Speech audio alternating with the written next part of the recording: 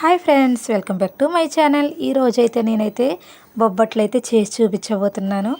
KG మైదా పిండి తీసుకొని మనం చపాతీ పిండిలాగా అయితే కలుపుకొని అది మునిగిన దాకా నూనె అయితే వెయ్యాలి, ఆయిల్ వేసుకోవాలి.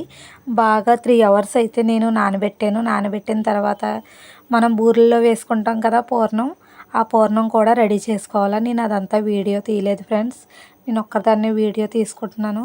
ఇలాగ మనం చపాతీలా చేసుకొని ఈ పూర్ణం అయితే ఇందులో పెట్టి మనం అయితే చపాతీలా చెయ్యాలా. చూడండి, ఇప్పుడు చేస్తున్నాను. చాలా బాగా వచ్చినాయి ఫ్రెండ్స్. నేను ఇదే ఫస్ట్ టైం ట్రై చేశాను, కానీ టేస్ట్ అయితే చాలా బాగుంది.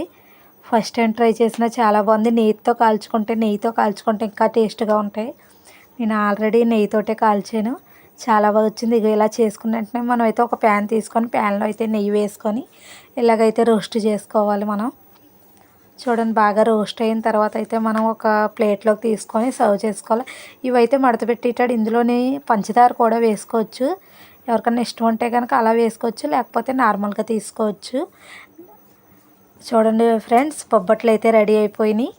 చాలా బాగా వచ్చినాయి. మళ్ళీ లేటెస్ట్ వీడియోతో అయితే మీ ముందుకు వస్తాను. ప్లీజ్ సబ్స్క్రైబ్ చేసుకోండి ఫ్రెండ్స్.